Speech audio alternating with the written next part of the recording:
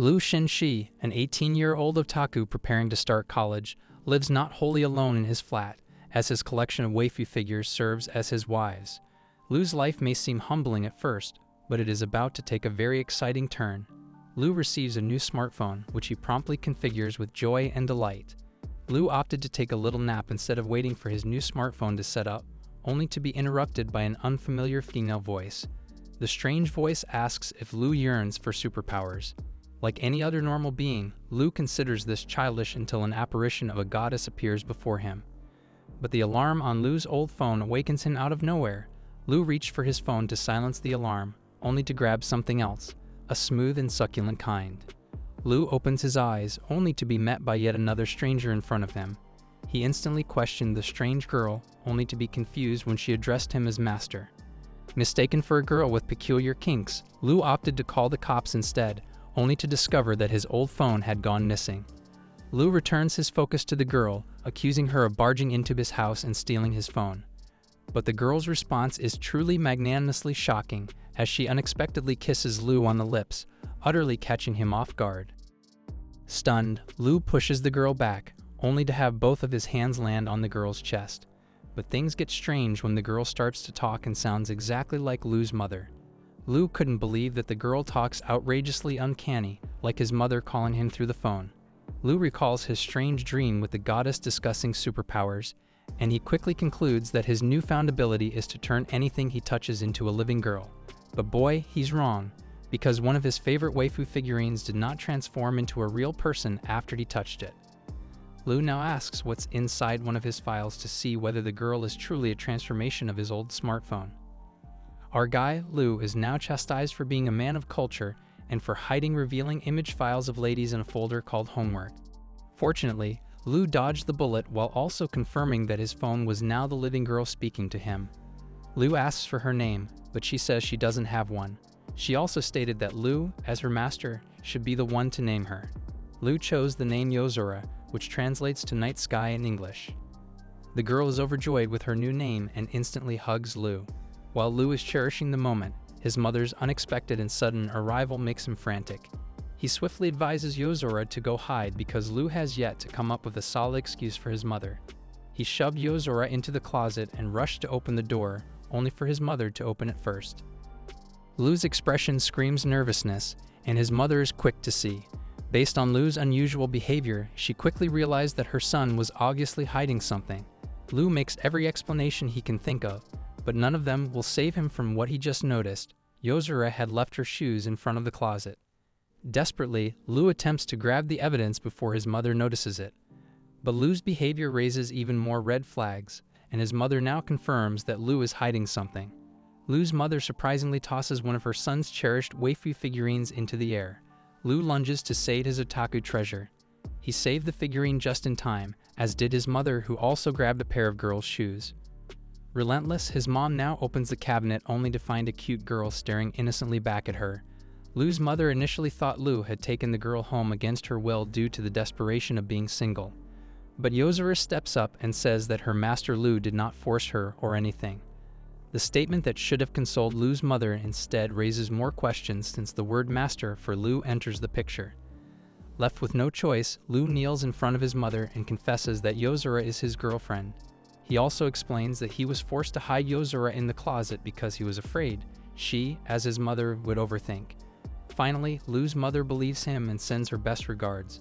But before departing, his mother gives Lu a strange gift, something that implies Lu's mother is also a person of culture. Irritated, Lu throws the bizarre gift he received from his mother on the floor. But Yozora is intrigued enough to pick it up and munch it, packaging included. Lu quickly took it from Yozora and informed her it wasn't for eating. Yozora becomes increasingly curious about the strange object and inquires as to its purpose. Lu tries to come up with an excuse, but his hunger wins the moment. Our poor guy recalls that he didn't have anything for dinner the night before. Surprisingly, Yozora's tummy grumbles with hunger too. Worried that human food may harm Yozora if he carelessly introduces some to her, Lu decided to inspect Yozora's mouth. After an awkward moment, Lu inspects Yozora's mouth and finds nothing unusual.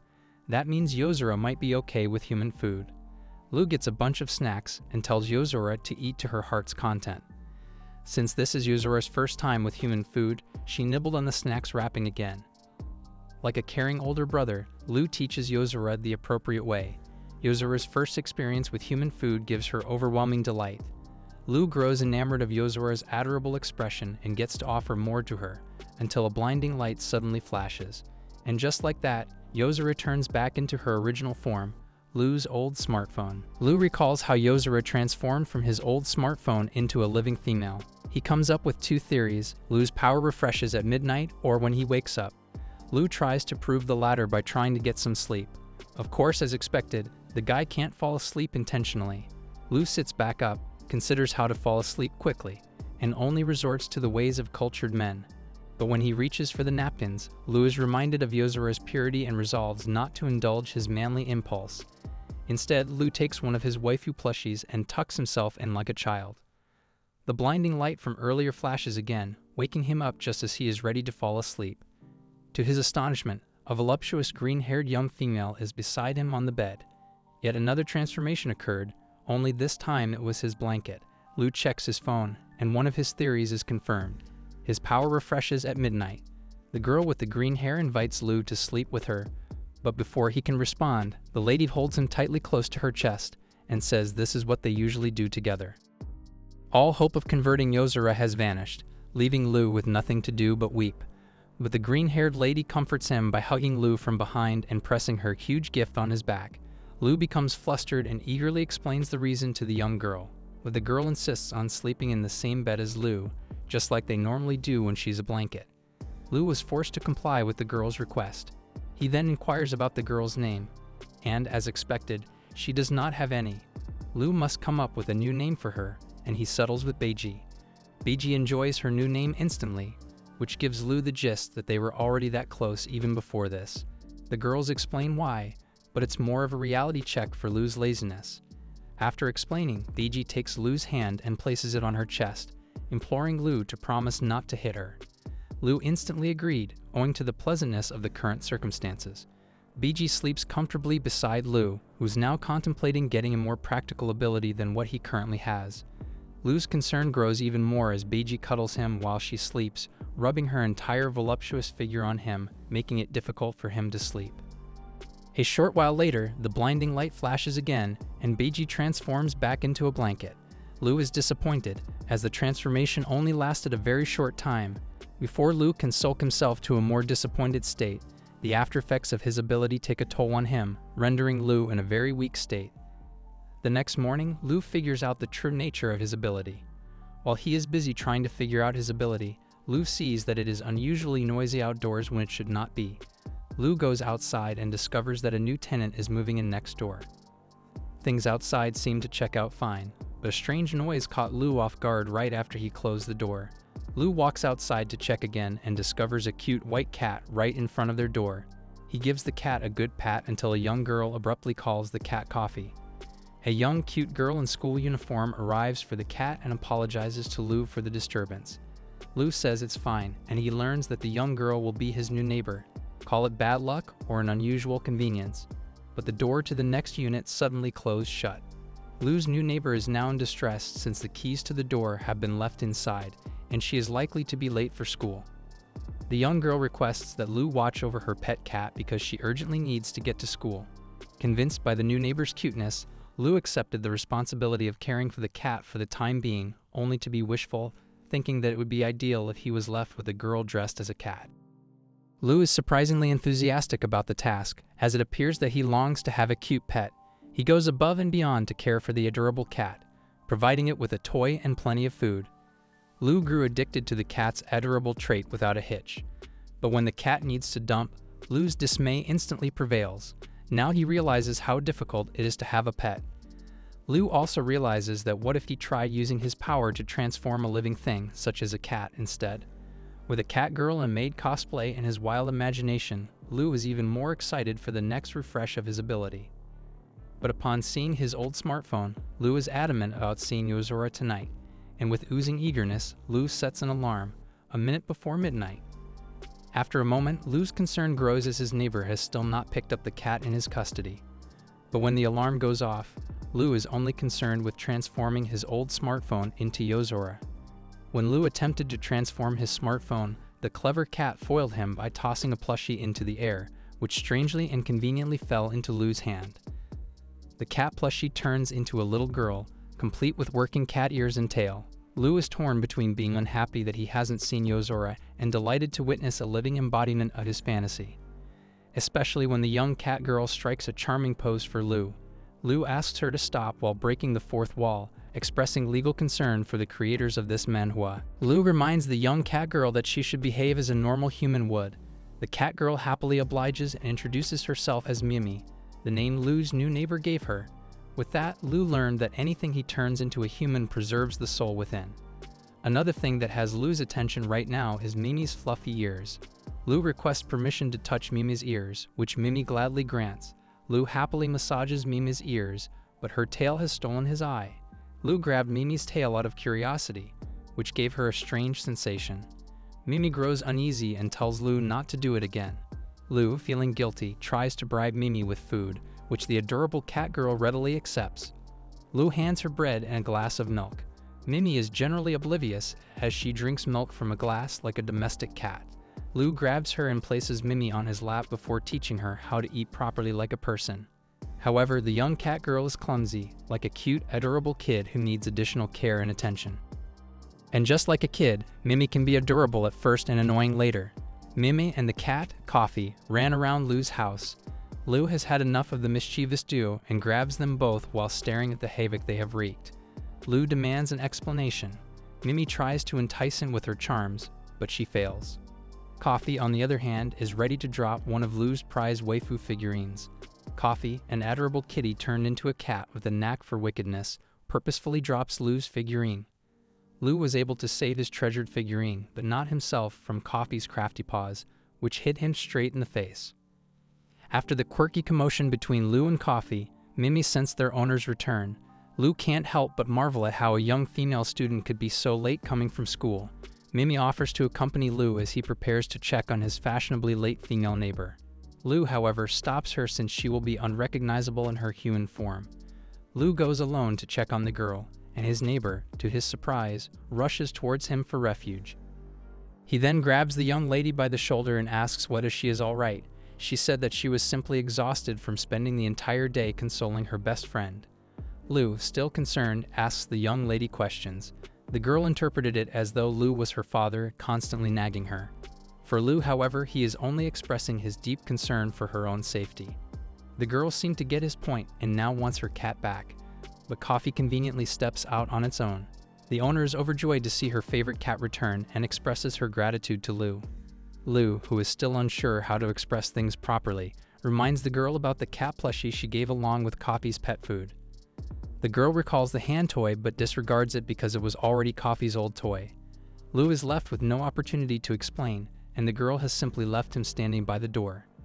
When Lu returns home, he discovers Mimi on the floor, weary. He hurries to her aid and asks what is happening.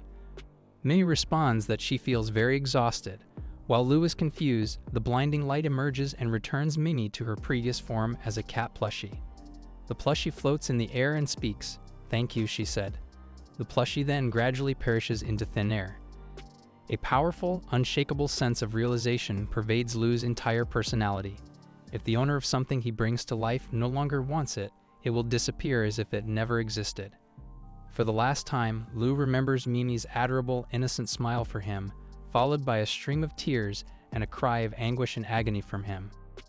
Coffee and Mimi might be gone, but Lu is convinced what happened last night isn't a dream, so he writes down everything that he currently knows about his powers, including details about the time limit, its effects on his body, and the fact that the reanimated object vanishes when its human owner abandons it.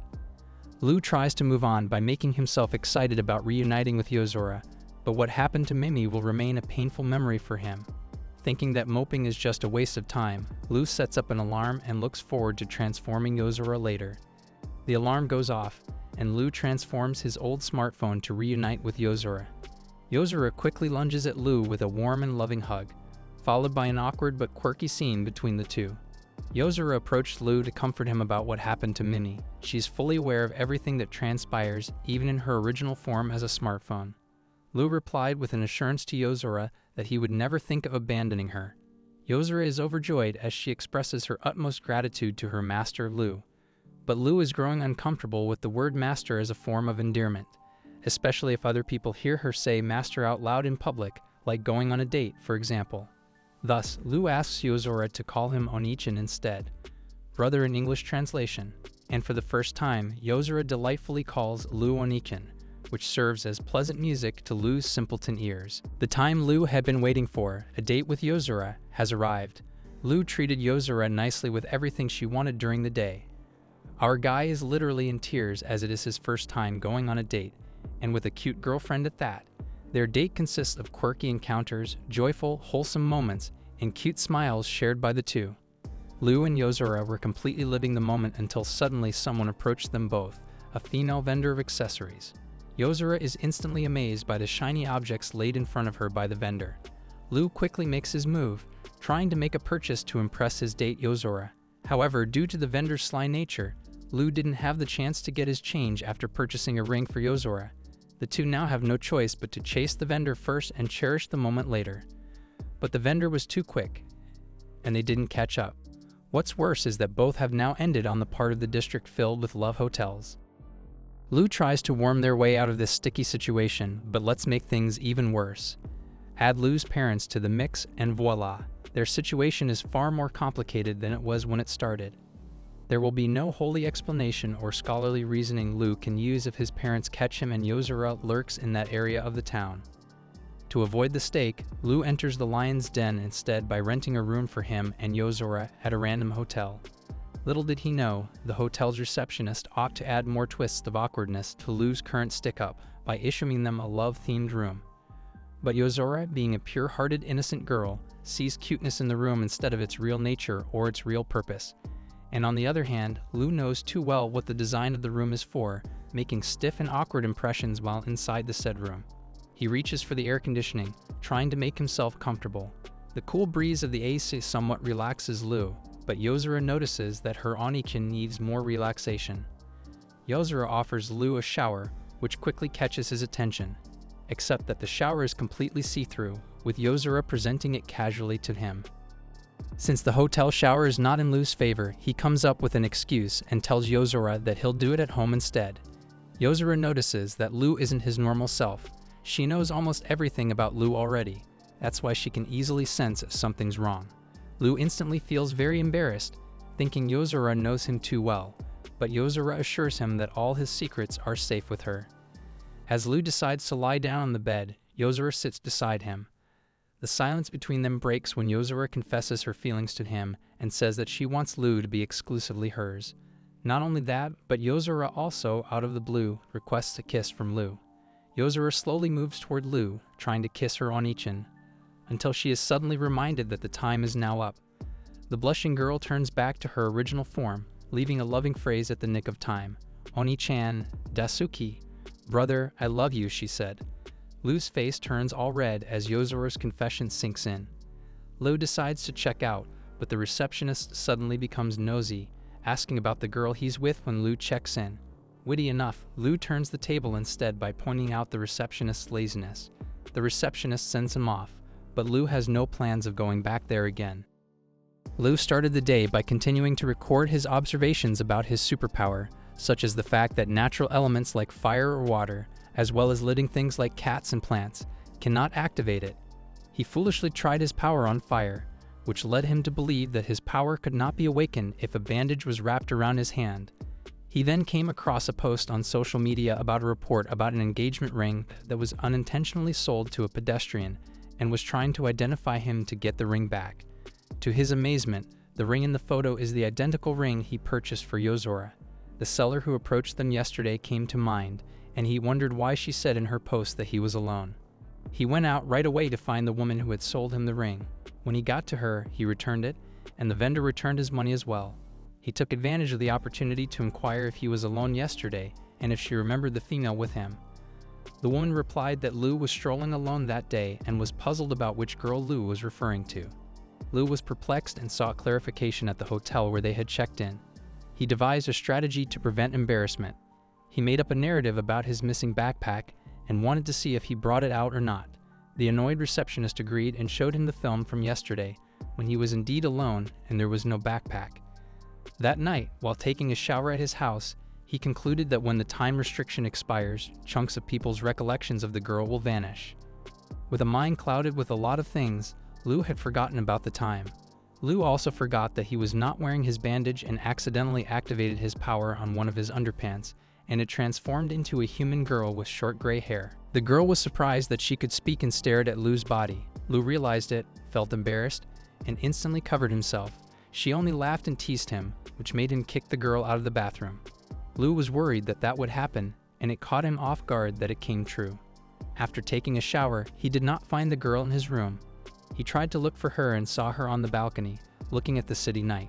She was curious about the outside world because she was always inside his closet or pants. She never got the chance to see the world outside, so she asked Lu to take her outside occasionally so she could breathe. Because of what she said, Lu's crazy imagination ran wild again, like he was thinking about wearing a long coat and exposing his underwear in public, making him look like a pervert. So he disagreed with the girl's request. So the girl explained thoroughly about going out just this once. He instantly agreed to it, and she jumped for joy. Lu was taken aback when she suddenly kissed him on the cheeks and excitedly grabbed him outside without letting him wear any clothes. Of course, Lu went out with the girl with his clothes on. Lu got a little tired from the girl dragging him and walking too fast. She asked him if he was physically weak, and for Lu, that sentence sounded weird coming from her. She again started dragging Lu for a walk, and while they were at it, he thought that she didn't have a name yet, so she called her Gray. She didn't really care about him giving her a name, and the attitude reminded her of Beiji. As she looked around the park, her eyes locked on a vending machine, and she got curious about it. Lu told her what that was and offered her a drink, but she wasn't interested in it at all. Still, Lu gave her a taste of the drink. As they sat on a bench drinking the Coke, Gray asked Lu if they could not go home tonight. He instantly said no because the weather was chilly and he might get ill, but Gray acted drunk to make him agree not to go home. Lu did not buy it, as it was impossible to get drunk with Coke. He lost track of time after objecting to her spending the night in the park, and the elderly couple walking by woke him up. Lu realized it was already morning, he's still at the bench, and that he had unconsciously slept there while he was hugging his underwear. Lu decided to start his new day by lying down on the floor and reading manga about people with multiple superpowers, wondering if his superpowers could be upgraded someday. He stayed positive about it, and maybe he could make sailor uniformed girls or mecha girls. But just thinking about it made him realize that he may need to consume a lot of his energy just to make one of them. A loud noise from a car coming from the parking lot ended his contemplation about superpowers. He looked out from his balcony and saw two suspicious people doing something in the car. He instantly thought that they might be car thieves. He decided to go down and check it out. He hid somewhere where they couldn't see him. While the two thieves are busy unlocking the car, he has a crazy idea. He took out his phone and decided to throw it at the thieves. To their surprise, Yozora appeared out of nowhere and ended up hitting one of the thieves. She was sitting in the face of one of them, making him unconscious. She was also surprised by what was happening. One of the thieves was confused about what was happening, and Lu decided to be a superhero by jumping and doing his profound skill, Diable Janmi, which hit the head of the thief. After the car theft incident, they were back at the apartment, and Lu saw the news about it. The thieves are caught, and one of the thieves tried to explain what happened. The police and media did not believe him when he said the mobile phone transformed into a person, which caused his buddy to be unconscious. He was amazed that he could be a hero using his superpowers and that he could control the timing of Yozora's transformation. While he was amazed by himself, Yozora felt hot and asked Lu if she could take off her clothes. He then decided, instead of her taking her clothes off casually, why don't he take Yozora out to swim? That day, he took Yozora to the swimming park. She was amazed and excited at the same time, as she had never swam in her life. In Lu's mind, of course, because she swam as a phone, she would have been damaged by now. A tall, gorgeous woman in a white one-piece bikini suddenly came out of nowhere and offered them to buy a swimsuit since she saw them wearing casual clothing. Lu, as a man of culture, had his face flushed bright red by the woman's beauty. She led them to her shop, and Yozora told Lu that those pretty swimsuits were just like those on his phone. He was embarrassed by it because the woman heard it. He made the excuse that they're as his art pieces. The woman acknowledged it while bragging about how she created those. Lu whispered in Yozora's ear that she shouldn't talk about the photos on his phone. Lu was surprised when the woman shoved the bikinis right in front of his face, telling him that those are his proudest works and that she would give him discounts for them. But for Lu, those are too bold. One-piece suits are too childish to look at. But a couple's swimsuit caught his eye, and the flowy design of the swimsuit for Yozora fits her perfectly. After trying the swimsuit, he was amazed when he saw how cute Yozora was in her attire. They were about to go out of the shop to swim when he crossed paths with one of his friends. They came across Lu's childhood friend, Sin Shaolin. Shaolin is clearly in a bad mood, especially after seeing Lu strolling around with a cutie beside him. Lu introduces Yozora to Shaolin, who is now much more irritated than before, especially after hearing Yozora mention the term onichin. It turns out that Shaolin has had feelings for Lu since they were kids. Back in the day, Shaolin even proposed to Lu, but Lu dismissed it as a humorous whim from a younger sibling. Besides, Lu thought they were too young for something like that at the time, but Shaolin has taken everything seriously since then. Despite the awkward intro meeting, Shaolin is such a good sport and introduces herself to Yozora in a sincere manner. It is so sincere that Shaolin seems to have known Yozora for years. Before leaving with her friends, Shaolin even warned Lu not to hurt Yozora in any way. The date between Yozora and Lu has passed, and Yozora finds Lu's popularity with other girls to be bothersome. Lu assured her that he solely considers Shaolin a sibling, but Yozora wants more guarantees. This leads Lu to ask if Yozora is willing to make their relationship official. But Yozora returns to her original form before she can convey her delightfulness at what Lu has just said. Lu genuinely vowed to wait for Yozora, no matter what. On the following day, Lu wakes up to an urgent call from his mom. Lu had no choice but to see his mother after being chastised for his tardiness. His mother shows Lu their old, battered red car, which has been unusable for some time due to an unknown malfunction. Lu's job is to repair the car, or his mother will have it replaced with a new one. Lu is not a skilled mechanic, yet he strongly opposes people abandoning beloved items simply because they are already worn out. So Lu tells his mother to leave the problem to him. Lu wants to be alone so he can use his power to convert the car into a girl and figure out what's causing the problem. The blinding light appears, and the red car transforms into a red-haired girl. The girl quickly recognized Lu as her master's son, despite her weary state. Lu offers her some water, but because she is only used to petrol in her car form, the girl coughs it back up, soaking her clothes. Lu also noticed that the girl coughed out some used engine oil along with some metal bits. These could be what caused the malfunction, as the girl appears to be feeling better after coughing it out. The redhead lady shows her appreciation to Lu, and the reward arrives unexpectedly generous. Our guy is now offered a voluptuous pair of thighs and knee-high stockings to sit on. However, Lu declines the generous offer, which the redhead girl interprets as age discrimination. The old car has been in Lu's family for almost 15 years, and the red-haired girl is aware of its fate when it is no longer safe to drive. She doesn't mind being abandoned, especially now that she has miraculously transformed from an inanimate object into a living, cute girl. But the red-haired girl has one simple but heartfelt request for Lu. Take her outside for one last time. Lu says her request is too simple, and he can come up with a better long-term plan. He asks Yozora for help and comes up with a far superior solution. Any vehicle can still be used even after 15 years if it has received proper maintenance care. The redhead girl is overjoyed with what she just heard from Lu, grabs him, and thanks him sincerely. Lu is delighted as well, but before he can express himself further, his power takes another toll on him, knocking him out. Lu awakens in the following scene, with the girl transforming back into an old red automobile in the garage. Lu couldn't stop thinking about the true nature of his ability. And when his mother unlocks the garage door, she finds a bothered Lu. But Lu's ability to fix their old car truly amazed the mother. Lu then asks his mother if she is willing to give him their old car instead. Lu was not surprised when his mother quickly agreed. What surprises our MC is when his mother talks about him having a girlfriend already, which could suggest the mother might remember Yozora. Lu's mother agrees, somewhat angrily, that she does remember meeting Yozora. To avoid making his mother even more angry, Lu promised to take Yozora to meet his grandfather. After a few warm regards from his mother, Lu drives the red car home with him. Lu couldn't help but wonder what makes his mother remember Yozora when others don't. As he thinks of a way to confirm his theory, Lu sees something strange on the sidewalks and instantly stops the car. Lu notices a wounded cat left on its own. The cat bears a striking resemblance to Mimi, his neighbor's white cat. Lu, being the kind soul he is, takes the cat home with him and takes care of it.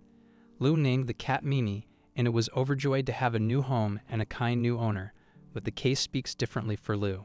Because now the lovable furry companion looks to have captured both Yozora and Biji's attention, leaving our MC feeling lonely.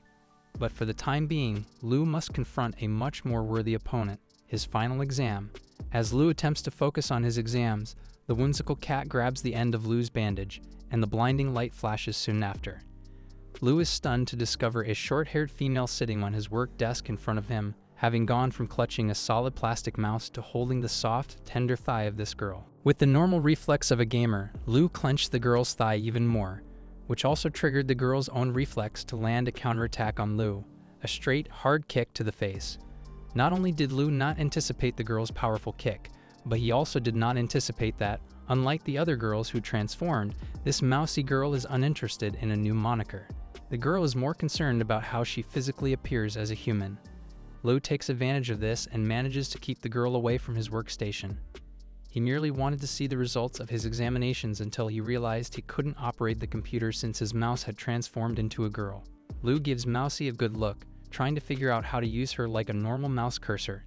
Lu's awkward looks lead Mousy to believe that he is plotting something horrible against her, which Lu promptly rejects. So Lu patiently explains to Mousy that all he needs is his mouse to check his exam results on the computer. Mousy will gladly assist Lu on the condition that she first receive a body massage. Mousy is constantly pounded with simultaneous quick clicking from our MC, Lu, thanks to his heady gaming sessions. And Lu hears it right. A cute, short-haired girl demands a body massage from Lu. Lu had no choice but to comply and give her demands pronto. Everything appears to be innocent with Lu's massage to Mousy, and the girl appears to like it until Lu has a bright idea. Lu tightly grips Mousy's legs and disguises it as a traditional Chinese massage. Lu's massage causes Mousy to make strange noises and get terribly tickled, but Lu claimed that she would feel great and that it would all be worthwhile in the end. Mousy had no choice but to accept and tolerate Lu's deception towards her. Soon later, Lu's cunningness immediately backfires on him, as Mousy emits even more weird sounds that could potentially fluster the entire planet. Lu ends the massage and Mousy appears to be satisfied with it and off to do Lu's favor. The moment of truth approaches as Lu uses Mousy to go through his computer and verify the results of his exams. Lu passed with a score that was literally hanging by a thread. Lu rejoices at barely passing the exam while making Mousy feel embarrassed for the guy. After a grueling final exam, Lu is yet to face another challenge called summer homework. With Lu's unbelievable ability to have a very low IQ and an outstanding skill for being lazy, Lu couldn't think of a single word to write. Lu would rather spend his time and effort in being a cat than working on his summer homework. Hopeless and desperate, Lu uses his power to transform his beloved fountain pen. The blinding light flashes, and the pen transforms into a captivating white-haired babe. Not only does the girl come with a very captivating physical appearance, but she also has an unbeatable honesty that immediately slaps Lu with the cold, hard truth about him. Lu names the white-haired babe Lummy just like the fountain pen's very own brand. He wasted no time and begged Lenny for help. As quickly as Lu begs the lady, he gets a faster refusal from her. First, Lu must do something for her before she grants Lu's request. Talk about Mousy's omen. Lenny couldn't think of anything for a favor right now, but that doesn't mean Lu is off the hook. Instead, Lenny teaches her lame master how to do his own schoolwork. Lu still insists that Lenny should serve him by doing his homework in his place. But Lenny displays her menacing side and urges Lu to be obedient or face punishment. Lu immediately obeys and works on his homework under Lenny's supervision. The misfit of a do finished one subject, and it proves one hell of a challenge for Lenny to teach someone with a very low IQ. Lenny decides to take a nap to replenish her fallen brain cells, while Lu is excited to begin working on his biology subject. But Lu is an all-bark kind of guy, and the biology homework swallows him whole, soul included. Lu therefore resorted, as before, to demanding Lenny's assistance. Only this time, Lenny triumphs over him. Lenny's enticing features now physically sit on top of Lu as he lays on the bed. She declares that she will teach Lu biology in her own way. Lu wakes up with no memory of what happened. Lu sees a letter on top of his homework stating that Lenny had done him a one-off by finishing his assignment. His joy at having his tasks completed is overwhelming, and so is his concern about what happened when Lenny got on top of him. which puts us, the audience, in the same boat as Lu. As part of his summer community service, Lu will start working as a cleaner the next day in a scenic spot. Lu is basically stuck with no option but to agree. The only advantage is that the position does not have a supervisor who is annoying and pompous, so Lu promptly changes into his uniform and begins his service. Lu hears a commotion nearby and goes to investigate. To his surprise, Lu sees a familiar face, Zhong Yun. The uproar is caused by Zhong Yun's ex-boyfriend, who continues to bother this damsel. Lu steps up to confront the menacing man, but he insists that Lu should mind his own business instead. But Lu musters his courage and uses his wits and a mighty but normal broom to turn the person away. The ex-boyfriend turns tail and runs away for his life. Lu's bravery moves Zhong Yun, and she expresses her sincere gratitude. The two are ready to catch up when it suddenly begins to rain, forcing them to shelter in Lu's parked car. Apparently, Zhong Yun's parents are so strict that she would be in big trouble if she returned home drenched. So she asked Lu if she could stay at his place until the rain stopped and her clothes dried. Zhong Yun asks Lu as if she's a damsel in another distress. Another moment where Lu is basically stuck with no options but to agree. The two arrive at Lu's humble abode, and apparently, this is Zhong Yun's first time visiting Lu at his house. As expected, the cat that Lu recently adopted instantly steals the female visitor's attention too. Lu gives his friend a towel and a dry set of his clothes. As soon as Zhong Yun goes for a shower, Lu somehow regrets his decision to take Zhong Yun to his house. But what's done is done, so Lu catches up with his friend Zhong Yun over a bowl of hot noodle soup. Zhong Yun can't help but notice the fountain pen she gave Lu a long time ago. Lu almost choked on the food he was eating, as he was somewhat reminded of Lammy.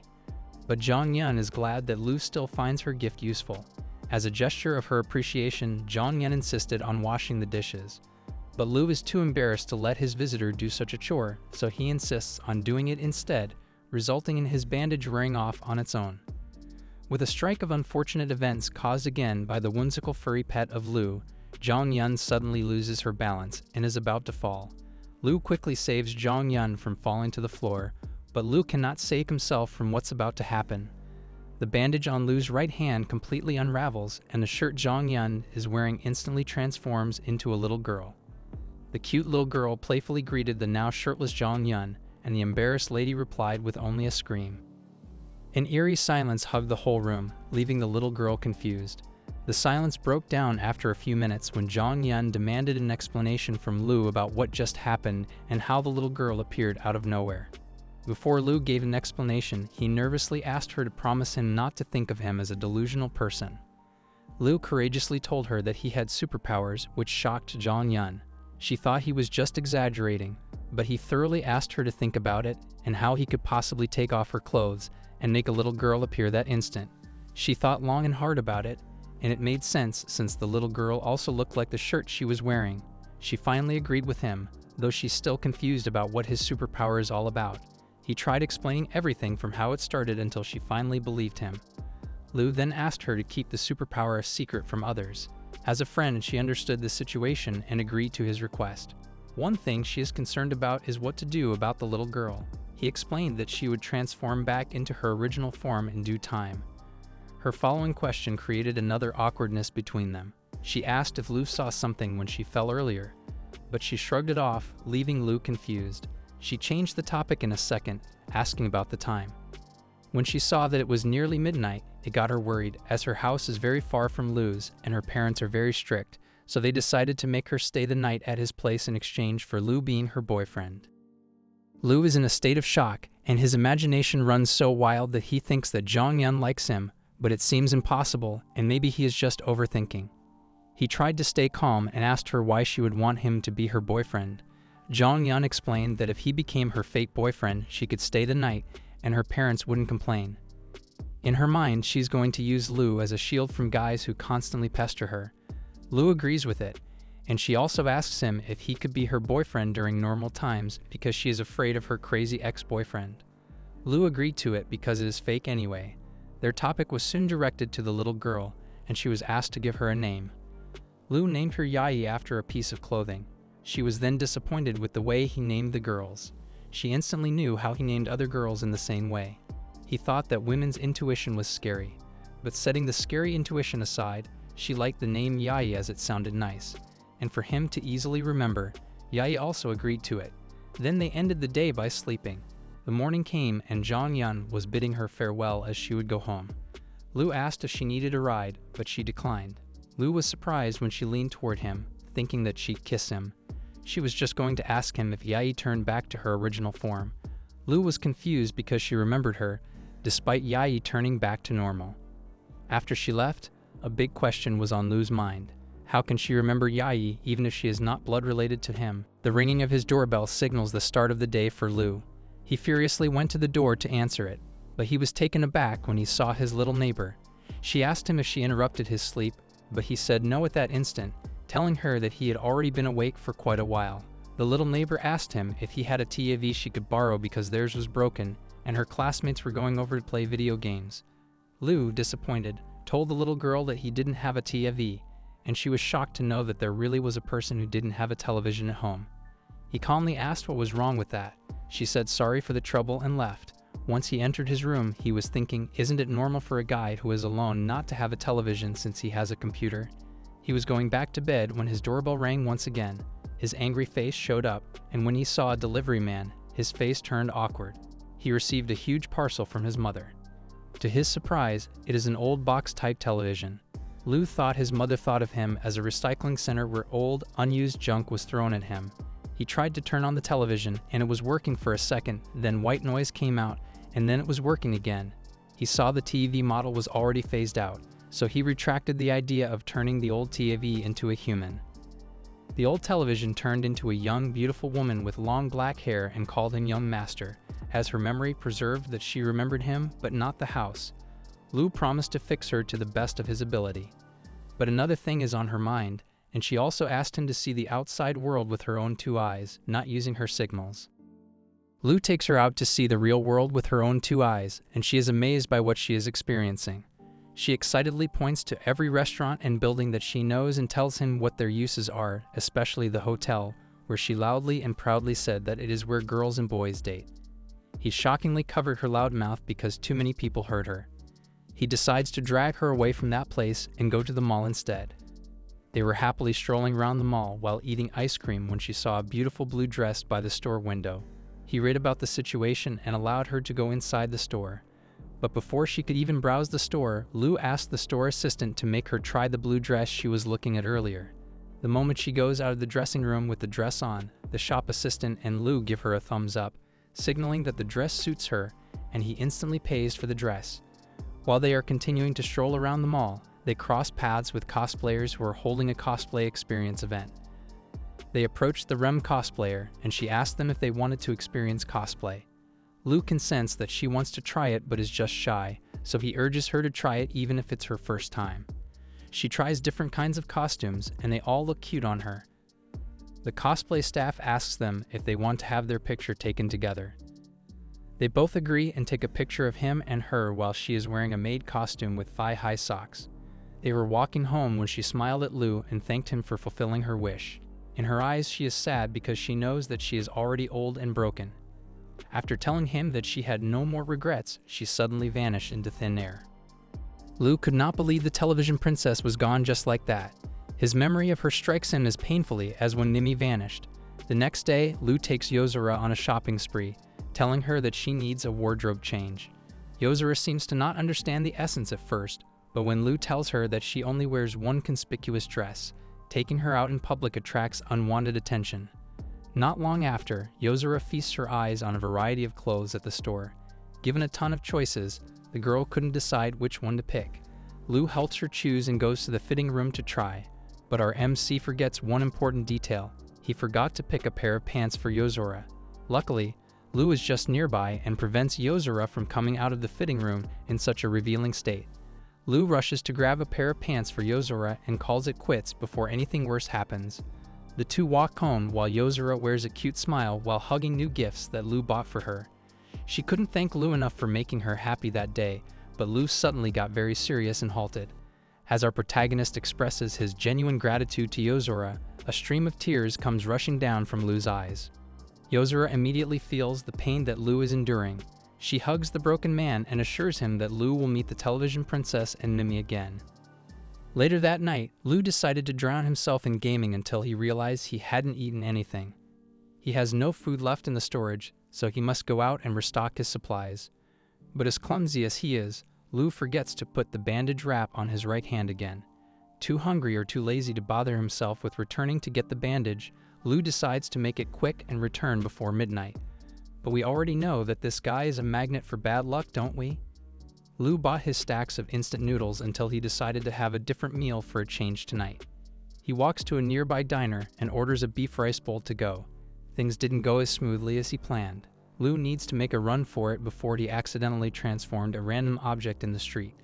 Rushing with quick steps, Lu suddenly slips and is about to fall. Lu amused everyone in sight as he successfully managed not to fall.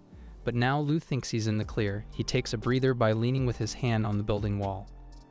Thinking something that massive won't transform, well, think again. The whole building flashes in bright light, and a loud sound can be heard as if something exploded. After the bright light shines, the next thing Lu knows is that he is about to fall. Surprisingly, Lu comes unscathed after a great fall. But what is more surprising is that he manages to land comfortably on the very plump chest of a pretty blonde girl. With a massive building mysteriously disappearing into thin air, the scene is immediately covered by bystanders and policemen. One investigator questions Lu and the blonde girl, as they were both found exactly where the unexplainable event happened. Lu explains himself calmly to the investigator, while the blonde girl beside him lacks interest in talking. To avoid further involvement, Lu makes up a careful alibi that the girl is his younger sibling, currently in shock over what just happened. The investigator bought the excuse, and they're now both free to go. Now the big question is, how can Lu turn the blonde girl into a massive building without directing any attention to him while doing so? Lu cannot afford to be exposed as the culprit for the building's disappearance, especially when onlookers are now speculating that what happened is supernatural. He tries to ask the blonde girl for a favor, which she happily obliges as she remembers Lu's good deeds in the past. Lu diverts all the bystanders' attention by pretending to see a peculiar object while the blonde girl waits in position. Suddenly, when everyone is looking the other way, a massive ray of light flashes and the building reappears in its original location. Lu breathed a sigh of relief as the blonde girl successfully made it in time. His friend, Zhong Yun, surprisingly won this luxury cruise for two and decided to invite Lu. Lu arrives there early, and Zhong Yun playfully surprises him before boarding the cruise ship. The two notice a commotion happening on board, and it turns out that the cruise ship is undergoing maintenance until tomorrow. Since there's nothing Lu and Zhong Yun can do to change the facts, they roam the cruise ship instead. Zhong Yun is easily lured by the fancy merchandise on board, while Lu barely resists getting into the shopping spree temptation. After a whole day of roaming around the luxurious cruise ship, they decided to call it a day and rest in their room. But there's only one bed inside, and Zhong Yun casually invites Lu to sleep beside her. Lu quickly denounces her offer, which greatly surprises his friend. Not because of the way he rejected it, but because Lu spilled too much for his own good. Zhong Yun now insists Lu come clean and tell who's the lucky girl he just mentioned. But she is not prepared for what Lu is about to tell her next. Lu's girlfriend is, of course, none other than Yozora herself. Now Zhong Yun keeps pushing her luck by demanding Lu summon her right now with them, which Lu hopelessly obeys. The adorable cuteness of Yozora immediately steals Zhong Yun's heart, and she becomes too comfortable with her in an instant. Zhong Yun hugs and treats Yozora like a sibling, and Lu, on the other hand, is left in the oblivion of being instantly ignored. Luckily for him, Yozora always has her attention on Lu. But Yozora can't help but notice that the surroundings are strangely different this time. Lu explains about this luxury cruise ship tour, while Zhong Yun invites her for a night stroll on the ship's deck. Yozora becomes overwhelmingly excited when she first hears the term sea and immediately wants to look for herself. Lu is against the idea, but with Yozora's enthusiasm and Zhong Yun's cunning influence over the innocent young lady, Lu can't do a single thing to stop them. The breathtaking view on the ship's deck makes Yozora feel filled with unexplainable joy. Her heartfelt excitement and delight clearly showed all over her cute face, and Lu couldn't help but fall in love even more with the lady. But the beautiful moment quickly turns sour when two drunk male passengers start harassing both Yozora and Zhong Yun. Lu tries to step in, but he is easily shoved aside by the two drunk men. Left with no option to save the two girls, Lu decides to throw anything he can find. Then he sees the replica of the cruise ship he bought earlier at the merchandise store. As he is about to throw and use the replica as a weapon against the two drunkards, the figurine suddenly heats up and emits a blinding light that fills the whole deck of the ship. From the flood of light emerges yet another transformed lady, with hair as pale as snow and eyes gleaming in crimson red. Everyone is stunned by her dramatic entrance, and the two drunkards' attention is now drawn toward the white-haired lady. The two simpletons mistake the girl for a cosplayer who happens to mysteriously appear out of nowhere. Until the white-haired girl starts talking like she's on a warfare sort of roleplay. The drunkards find it hilarious, but Lu takes it seriously and grants her permission to launch an attack. And with only a single move faster than the blink of an eye, the white-haired lady incapacitated both menacing drunkards. Both amazed and scared, Lu is filled with great joy at having to summon such a powerful lady as her. But the white-haired lady proves to be overpowered as she plans to finish both the drunkards with her hand cannon. Lu managed to stop the young lady before she could completely obliterate the drunkards into tiny pieces. Yozora and Zhong Yun express their sincere gratitude to the lady, who admits she is simply following Lu's orders as a subordinate. But before she can continue with their battleship warfare roleplay, they need to return to their room immediately before they attract further unwanted attention. With Zhong Yun and Yozora sleeping like babies in the bed due to exhaustion, Lu is left awake while contemplating summoning two girls simultaneously in a single day, all while being stared awkwardly at by the woman with white hair. The white-haired girl is undoubtedly cute and cool, but she does act strangely odd and stares like a creep. The next morning on the cruise ship, Lu awakens and finds both the white-haired girl and Yozora in their original forms, and Zhong Yun still sleeping in her bed, fragile as a baby. Lu notices Zhong Yun's delicately seductive figure and can't help but channel his inner man of culture. Fortunately, Lu is able to shake off those cultural notions just as Zhong Yun awakens, an awkward early morning situation with Lu fleeing the scene to escape judgment and a barely awake Zhong Yun clueless of what just happened. Speaking of clueless, Lu only realizes that the ship is sailing to Japan. While having breakfast with him, Zhong Yun confirms it, and quickly, Lu begins to brew his plans in his mind. Zhong Yun feels awkward as she stares at Lu, who has a creepy, strange smile on his face, like a guy gone insane. But Zhong Yun's got a plan as well. Zhong Yun wishes Lu would summon Yozora and spend more time with them. Because Lu and Yozora now have a special bond, summoning her again is totally just according to Zhong Yun's point. With Yozora back on board, their day on the cruise becomes more delightful. However, later that evening in the ship's dining hall, Lu's group overheard a dispute at the other table. A man in absolute dismay yells to the other two men sitting in front of him. The two men being chastised are the same drunkards who tried to harass Yozora and Zhong Yun on the ship's deck the night before. Although the two men had forgotten what had happened to them that night, the scene of them being scolded like children was an unforgettable memory for Lu, Zhong Yun, and Yozora. Feeling fulfilled, the gang couldn't help but laugh and enjoy the rest of the evening. And the day Lu has been anticipating has arrived. They arrived in Japan. Filled with uncontainable joy and excitement, Lu spends the whole day with Zhong Yun, visiting Japan's famous landmarks and tourist spots. And after the long day, they head to the hot spring hotel for the evening. Lu's awe at the traditional Japanese interior architecture of the space is evident, and he couldn't help but cherish every inch of the room's interior. Somehow awkward but wholesome to say the least, until Lu's mind is pricked with his cultured thoughts once more. Staying in the same room with Zhong Yun gives him the wishful thought of a chance to have intimate acts with her. And when Zhong Yun invites Lu to try the hotel's hot spring after dinner, boy does his cultured thoughts grow further. But Lu suffers a severe blow to his spirit when Zhong Yun follows her request with another, inviting Yozora to spend the female hot spring with him. With a broken soul, Lu could only watch Zhong Yun and Yozora enjoy a great evening of hot springs together without him. Zhong Yun and Yozora spend their time in the hot spring like siblings, having casual chats while enjoying the refreshing water. But we all know Yozora isn't your average person, right? The small girl couldn't help but notice her physical difference from Zhong Yun, so she asked Zhong Yun. Yozora's question, while sincere and a little naive, puts Zhong Yun in an awkward position, wanting to touch her matured grown front cushions. While timid and embarrassed, Zhong Yun responds to Yozora like a concerned older sister would. Zhong Yun allows Yozora to satisfy her curiosity for a brief moment until she becomes overwhelmed. Zhong Yun runs, filled with embarrassment, and instructs Yozora to return to the hotel. But what's truly embarrassing is that, beyond the thin walls, a man clearly overheard everything from start to finish. A man named Lu. Their Japan tour has ended, and it's time to return home. This time, however, it will be by plane. Apparently, Lu has a fear of heights and can only grab Zhong Yun like a terrified child. Instead, Zhong Yun advises him to sleep, which he does. Lu falls asleep, but a distressed Zhong Yun wakes him up moments later. The plane they're on is about to crash. Eager to save Zhong Yun, Lu uses his power to transform the entire aircraft into a human in order to save Zhong Yun. The plane transforms into a woman, and Lu leaves the rest to her. However, their situation also transformed from bad to disastrous.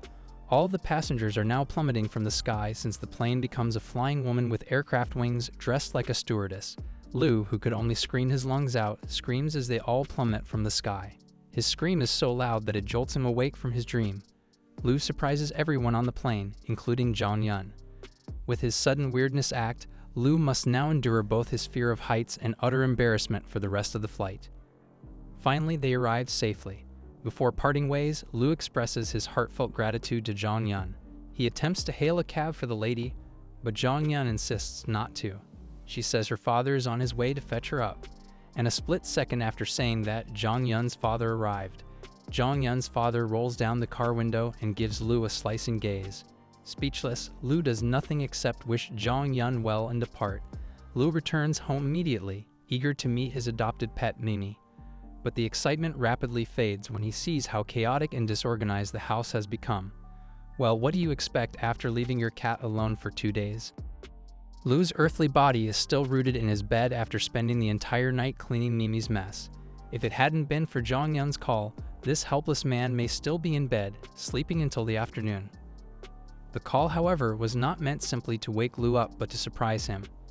Zhong Yun's present is set to be delivered that day, which happens to come immediately after Zhong Yun hangs up the phone. Lu's body immediately fills with energy, and he rushes to the door, then grabs the parcel Zhong Yun sent. Much to his surprise, it's a limited edition waifu mate figure that he's always desired.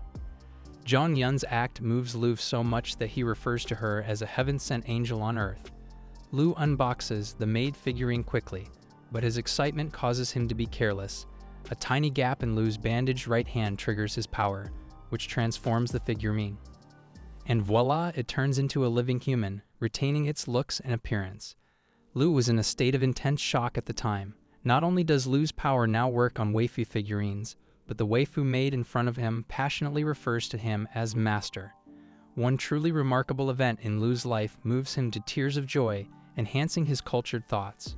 But what's more remarkable is that Sukheim, the waifu maid, can handle all kinds of chores like a regular maid, help that Lu desperately needs. His house is a terrible mess as a result of his Japan vacation and, of course, Lu's laziness. Sukheim couldn't help but feel beholden to his master Lu. Before he can complete his thoughts, Sukheim rushes past Lu and begins her duties as a responsible waifu maid. The impressive-looking maid did an excellent job cleaning Lu's apartment, which is now immaculately clean. Both Sukheim's physical features as well as her household abilities completely astound Lu. And yet again, Lu begins to brew mischievous thoughts that will benefit both his laziness and his man-of-culture thinking in the future. This simpleton Lu is so engrossed in his manly thoughts that he's almost forgotten it's already noon. Sukheim, filled with a strong sense of duty, offers her services to cook for her master Lu. And of course, this is music to Lu's ears. Sukheim wastes no time and rushes to the kitchen to cook, but she can't start. The poor girl simply didn't realize how lazy Lu was. No matter how good a maid Sukheim is, no one can cook a proper meal using only junk food and packs of instant noodles, the only items considered food in Lu's apartment. Sukheim offers to go out and buy the ingredients herself. Lu swiftly disagrees, stating that Sukheim's attire will undoubtedly attract unwanted attention. Hence, Lu insists that Sukheim prepare instant noodles for him for the time being, and Sukheim gladly obliges. While waiting, Lu hears Sukheim cry in the kitchen. Lu rushes in and discovers Sukheim on the kitchen floor. Fortunately, the maid only nibbed one of her fingertips on the hot pot while cooking. Lu helps Sukheim by running her burned fingertip with tap water. Lu's generous acts slightly confused Sukheim as to why she is being taken care of by her own master. But Lu only genuinely cares about her and also appreciates everything she has accomplished thus far. Sukheim couldn't help but blush and feel giddy as she expressed her appreciation to Lu as well. In the following scene, Lu is greatly satisfied with Sukheim's cooking.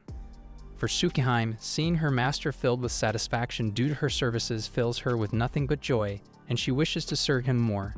And right when her master Lu says he wants to take a nap, Tsukihime grabs him by the head and places him on her lap. Lu is completely caught off guard by Tsukihime's act and quickly sits up while feeling dumbfounded. Tsukihime got confused about why her master didn't want to be served.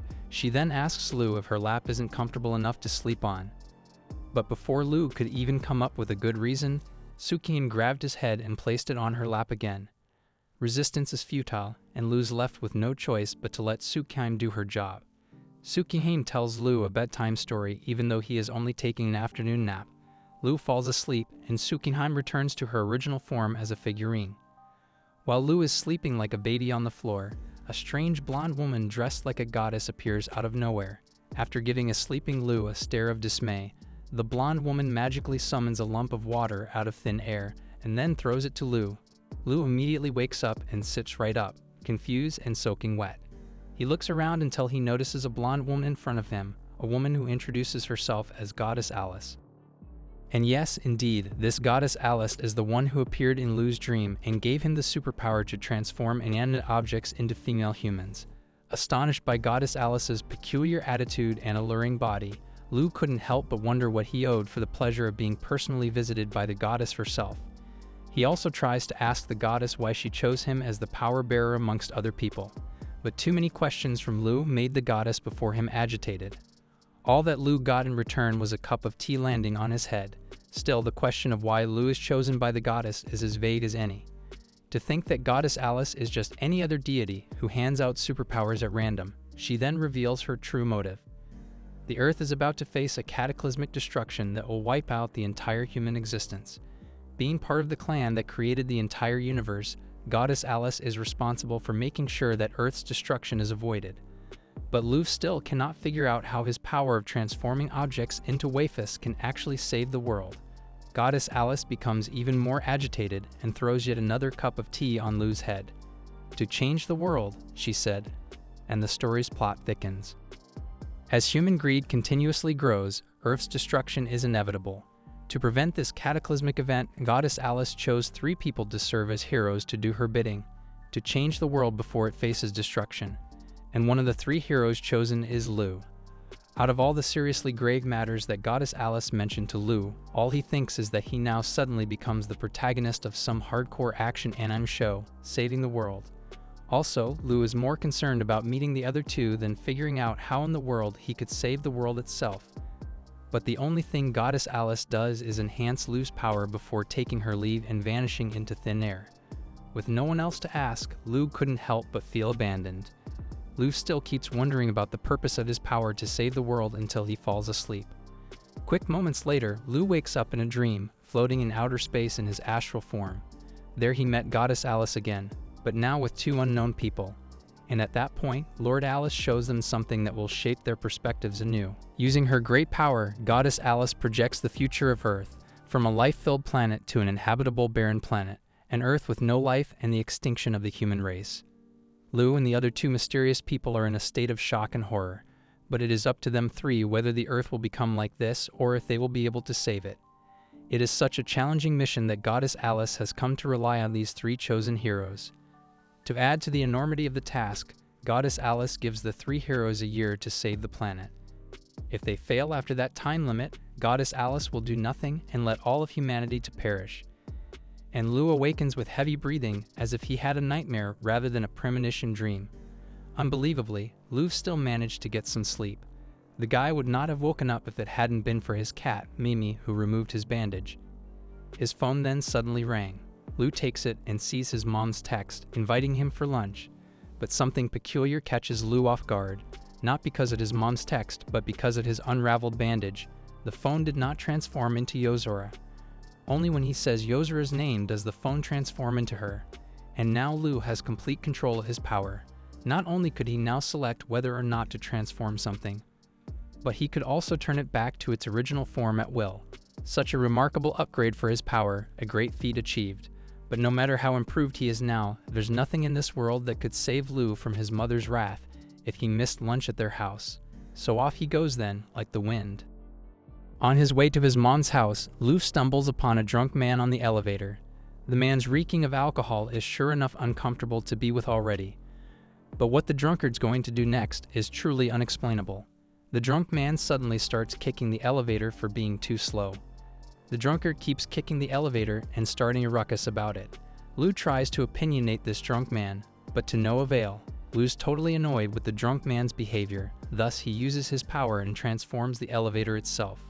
Just as Lu is about to leave, he hears the drunken man's crying plea, followed by loud, consecutive thudding inside the elevator shaft. Feeling guilty, Lu transformed back into the elevator and left.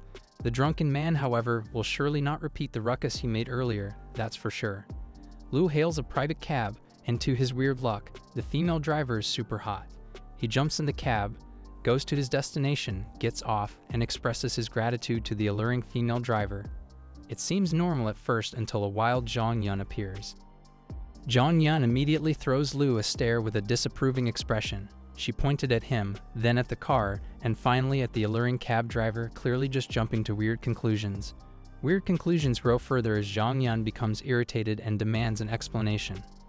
Zhong Yun demands Lu explain why he is getting out of a Benz car with an alluring driver inside, like they have a strange relationship. Upon seeing her client suddenly get stuck in a weird confrontation, the alluring female cab driver cuts in and explains on Lu's behalf to ease Zhong Yun and clear the misunderstanding. Zhong Yun now understands the situation, and the driver waved goodbye, happily driving away, envying their energetic nature. After clearing the air with weird speculations, Zhong Yun's friend, Taozi, who's been there besides her the whole time, asks who the guy is. Zhong Yun immediately tells her that Lu is a high school classmate of hers and introduces Taozi to Lu. Yet another strange twist of events occurs as a robbery happens nearby while they're casually talking. The scream startled the three, and they saw two robbers snatching a poor lady's purse in broad daylight. But strange happenings don't stop there. Out of nowhere, a speeding car appears and hits the two robbers straight on, sending them flying away. Both robbers were fatally injured, and the police got involved. Everyone on the scene starts panicking about the accident except for Lu, who noticed something weirder. Lu sees a glowing light within the car that hits the two robbers, and from afar, a mysterious man in a black hoodie with a hand glowing with the same light Lu immediately runs toward and tries to chase the mysterious hooded man. And the chase begins as Lu tries to catch up with the mysterious man. The man attempts to flee and turns into a corner. Lu continues to follow the man, but he's gone. Nothing is there but a dead end, as if the mysterious man vanishes in thin air. Lu is adamant that what he saw is real. The scene is no accident. All he wants to do is ask the mysterious man why and whether Goddess Alice sent him as well. But the chance to ask the mysterious man is gone, so Lu turns back and returns to Zhong Yun and Taozi. The robbery gone wrong scene is now flooded with more people. Lu returns to the place where a much worried Zhong Yun and Taozi await. Zhong Yun asks Lu why he'd gone off and run, but Lu dodged the question with another question instead. But this is the first for Zhong Yun to experience, and it makes her really terrified. Lu tries to reassure her by saying the police will be on their way to handle the scene. But before Lu could put Zhong Yun at ease, he saw the mysterious man again among the crowd of bystanders. Quickly, he jumps on to chase the mysterious man, leaving Zhong Yun and Taozi again. But just like the last time, the mysterious man suddenly vanished and was nowhere to be found. The police arrive and interrogate the victim and all possible witnesses, including Zhong Yun, Taozi, and Lu. Zhong Yun first tells the police what happened, and then the police turn to Lu and ask if he has anything to add. Lu tells the police that he's with them and would simply repeat the same thing if asked. The police looked disappointed and let the three go their way. Lu continued on his way to his mother's house and encountered yet another terrifying incident. But this time, it's only his mom wearing a black facial mask in the middle of the day. Later that day, after lunch at his mom's house, Lu walks his way home to his apartment. It should be one peaceful afternoon walk until suddenly, a truck is about to hit Lu straight on. Lu quickly noticed the approaching truck and saw that its driver had fallen asleep and had to act quickly. He sees a parked excavator at the side of the street and swiftly uses his power to transform the heavy machinery. The excavator transforms into a blonde, petite teen who quirkily introduces herself to Lu. But Lu excuses himself for the introduction and desperately asks the excavator princess for help. The excavator princess steps in and head-on faces the approaching truck. And just with a single hand, the excavator princess stops the truck and effortlessly shoves it onto the sidewalks. Lu is in utter astonishment as he sees how strong the blonde petite teen really is. But what the excavator princess noticed will truly astonish Lu even more. The excavator princess says that this is unlikely to be an ordinary accident. She saw traces of magic, as if someone had tried to control the truck and hit Lu. Because of this, Lu is reminded of a similar event that happened earlier that day. But before Lu could even make a complete thought of a connection between all of these, bystanders started to appear. Lu grabs the excavator princess quickly and hides. He expresses his utmost gratitude to the excavator princess for saving his life before asking her to transform back to normal. The excavator princess understands that things will get worse should she remain in human form, so she returns to normal heavy machinery. Lu sneakily fled the scene, but unaware he's been watched by a mysterious woman the entire time. Finally, Lu managed to get home safely, but things keep getting weirder for Lu as all the lights in his house are on. Although there are no signs of forced entry or things missing, it is still very mind-boggling to Lu if he just forgot to turn it off, or if someone did turn the lights on. And to his surprise, someone or something is making noise in his bathroom. Lu nervously tries to open the bathroom door until, all of a sudden, it opens, and behind the mystery is none other than Goddess Alice. It is surprising indeed for Lu, especially when Goddess Alice comes out of his own bathroom wearing only a towel wrapped around her. Lu, still surprised by Goddess Alice's unannounced appearance and alluring physical appearance, tries to shake off both of these quickly. After he comes back to a normal mindset, Lu asks the goddess for the reason she's there. Thus, Goddess Alice announces her true intentions. First, Goddess Alice instructs Lu to restock the shower gel in his bathroom next time. A weird intro for a goddess gives Lu an awkward situation to handle. Lu changes the subject by asking if Goddess Alice doesn't feel cold as she's still only wrapped in a towel. But Goddess Alice teasingly rebuts that Lu only wanted to see her in different outfits. And the thought instantly triggers Lu's cultural ideas. Goddess Alice sees it through Lu's dirty thoughts and magically puts on stylish clothes to move on to the subject matter. But the goddess's choice of clothing makes Lu's jaw drop due to its awesome cuteness. Goddess Alice breaks the ice again until Lu remembers the important thing he's about to ask. Lu explains everything that happened that day to Goddess Alice. From the robbery, how Lu chased the mysterious guy, the moment that he's about to become a Lu sandwich. Everything, he tells it to Goddess Alice. Lu then asks if both incidents really involve magic users like him, and if that's the case, what's their motive? Goddess Alice takes a brief pause before refusing to answer Lu's question. Lu now feels more uncomfortable as the goddess doesn't want to give him any hints at all, especially the unsettling thought of are the other magic users allies or foes. If that isn't unsettling enough, Goddess Alice's reaction will be, the goddess is unconcerned with whether the three heroes work together or against one another. If the task is not completed within a year, the entire human race will perish, including Lu and the other two magic users. The goddess's words made Lu tremble in fear. Mumbling in fear, Lu asks Goddess Alice if she, as a goddess, could save the world instead. However, the goddess becomes even more terrifying after that. The goddess declares maniacally that humans must save themselves. She has no intention of interfering with or saving any of them because other humans are evil by nature or by circumstance. These words etched themselves into Lu's mind like a sharp blade, and he immediately recognized their merit. However, the goddess gives poor Lu a hint. Goddess Alice reminds Lu of the earlier robbery and then uses her power to show Lu a vision. The vision depicts a series of events in which people turn to crime after experiencing one themselves. The two men's earlier decision to rob someone after experiencing muggings by other people was the result of an endless chain of events. After showing Lu the vision, the goddess stated that the never-ending chain of crime has been broken, thanks to the accident that claimed the lives of the two robbers. In short, Goddess Alice gave three people powers to use and eliminate evildoers, akin to what happened to the two robbers earlier. Terrified, shocked, and disgusted, Lu apologizes to Goddess Alice. He cannot commit such heinous acts. Lu cannot simply judge those evildoers and claim their lives just because society views them as filth. Lu is a regular citizen who believes in the rule of law and due process. However, the goddess duped Lu by saying she would give him the authority to do so as a goddess's servant. Lu rejects the goddess in front of him and demands that she return the power she granted him at that moment. But every conviction, dedication, and sense of justice that Lu expressed is for nothing. This is simply a test concocted by Goddess Alice herself to see if Lu is worthy or not. However, not everything goes down the drain, as Lu is now promoted to a higher rank. But whether the promotion is really beneficial for him or not is still yet to be determined.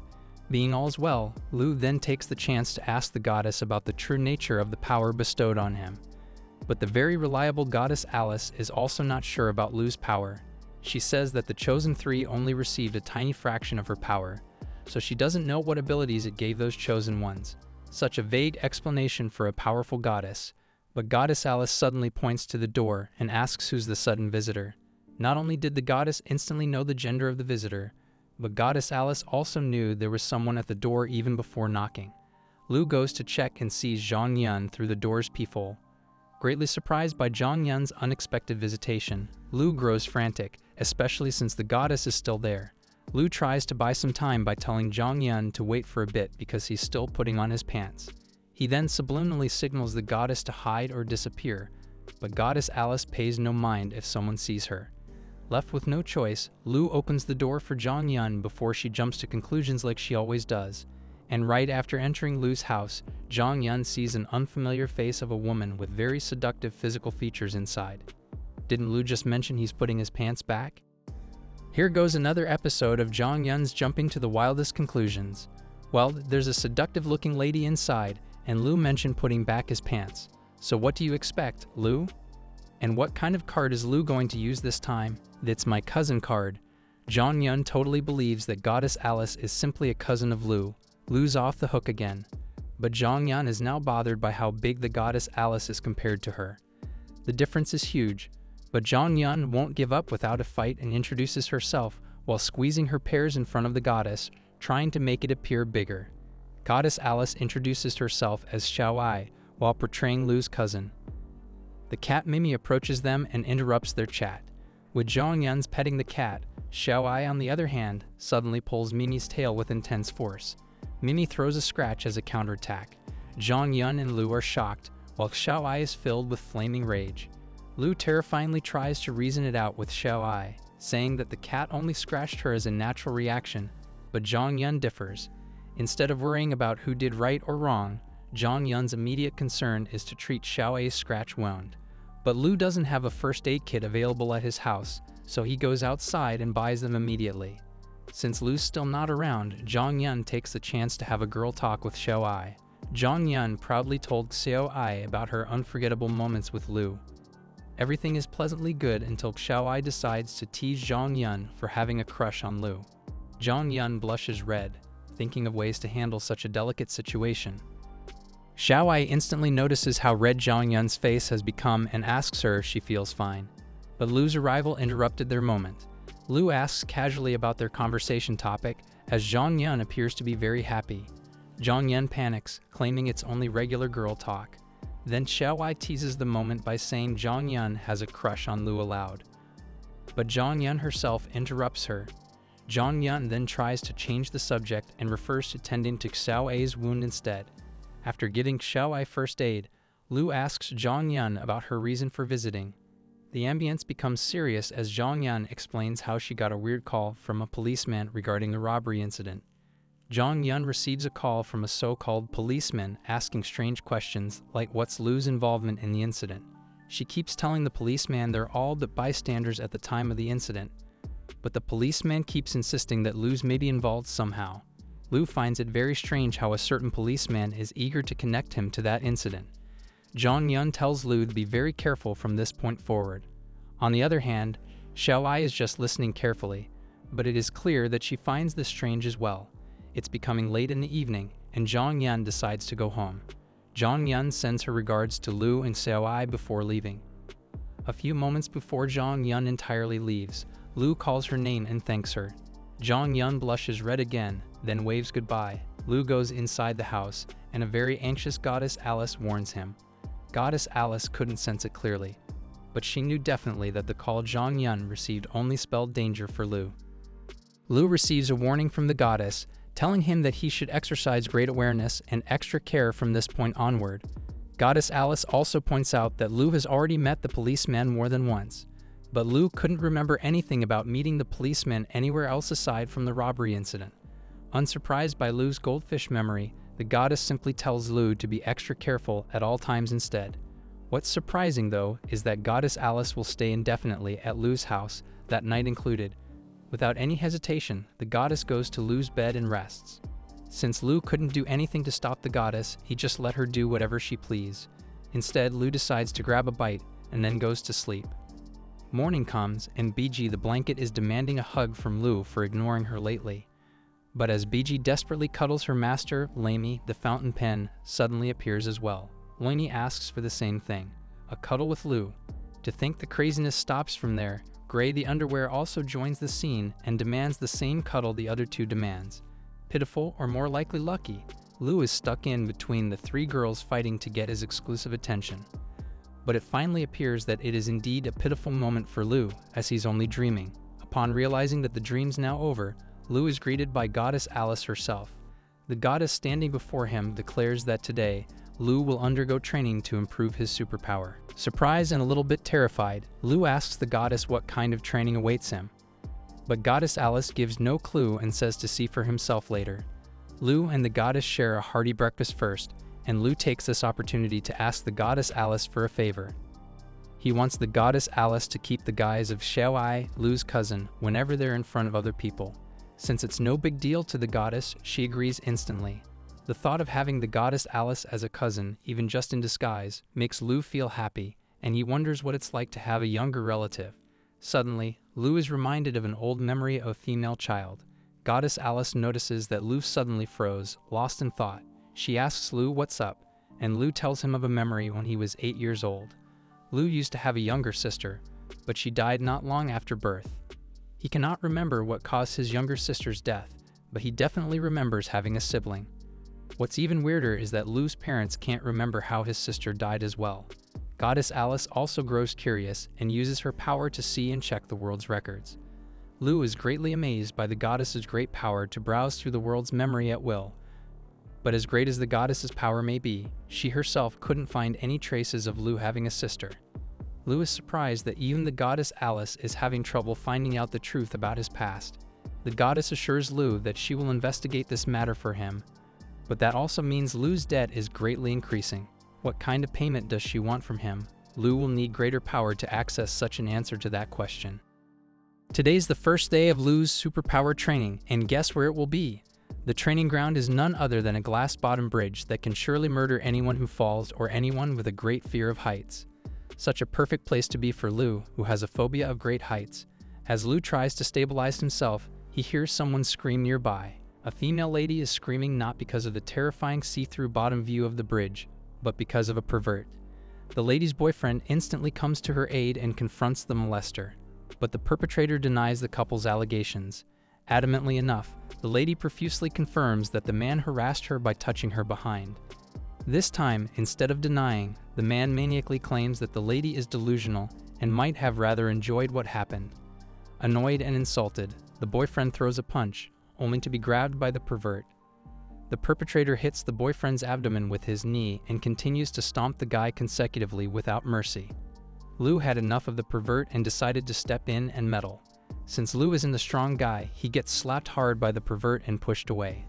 As Lu hits the safety railing of the bridge, Lu's smartphone falls out of his pocket, hits the glass floor, and bounces off, falling all the way down the great height. Lu is filled with anger, sadness, and pain because Yozora's smartphone is forever gone.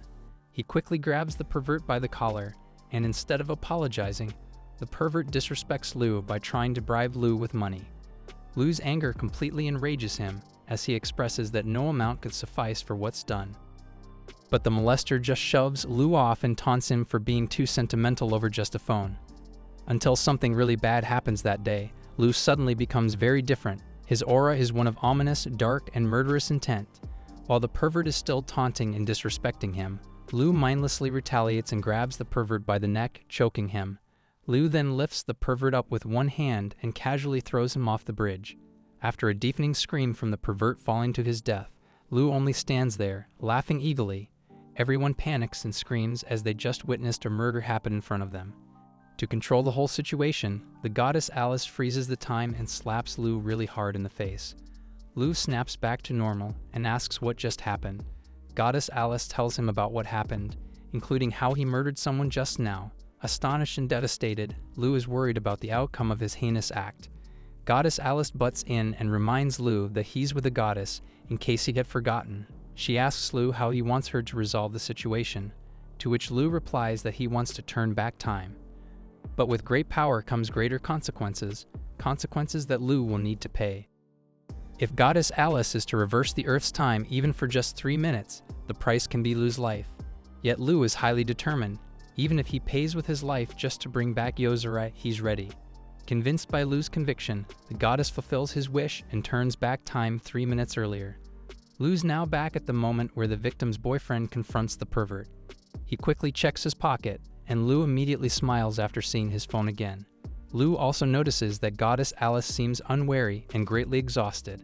He asks the goddess if she's okay, but Goddess Alice orders Lu to handle the situation quickly so they can leave. Lu wasted no time and settled the score with the pervert the right way. He kicks the molester in the back and calls security right after. The guards take the pervert away, and Lu leaves with Goddess Alice. Now the goddess looks way more tired and weak than earlier.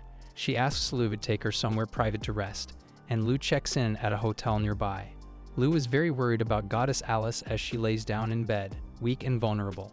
But instead of resting, the Goddess Alice tells Lu about her discovery on the scene earlier. Someone among the crowd of people controlled Lu to murder the pervert, but after she reversed the time, the mysterious magic user wasn't in the crowd and didn't appear anymore. This mysterious person amplifies all of Lu's negative emotions, triggering him to go berserk and murder someone. Shocked, Lu asks the goddess more questions, but she replies only as a reminder of what they're there for in the first place. And Goddess Alice will now begin to assess Lu as part of his training. First, Goddess Alice asks Lu about all the emotions he felt after his phone fell off the bridge. He tells her all the negative emotions that surged into his mind during that time. Goddess Alice quickly realizes that Lu somehow developed genuine feelings toward his phone, Yozora. Lu wholeheartedly admitted that indeed, he developed feelings for Yozora, his phone, and the rest that he transformed. He added that he feels a strong sense of companionship towards all of them. The goddess then again asks Lu why he thinks his power is to transform inanimate objects, and that very question sparks a sad realization in him. From his childhood all the way to the present, Lu deeply yearns for companionship. Lu remembers always being alone in his childhood, as both of his parents were always busy at work. He craves attention, care, love, and again, companionship. These unattainable feelings developed into the loneliness that makes living alone feasible and normal up to the present time. Goddess Alice tells Lu that his subconscious desires are the ones awakened after receiving a fragment of her power. Thus, the desire gives him the power to transform inanimate objects into living beings to accompany him. But Lu can't help but wonder why he can only transform things into females. The answer strikes Lu as guilty, as the goddess points out how obsessed he is with collecting waifu figurines.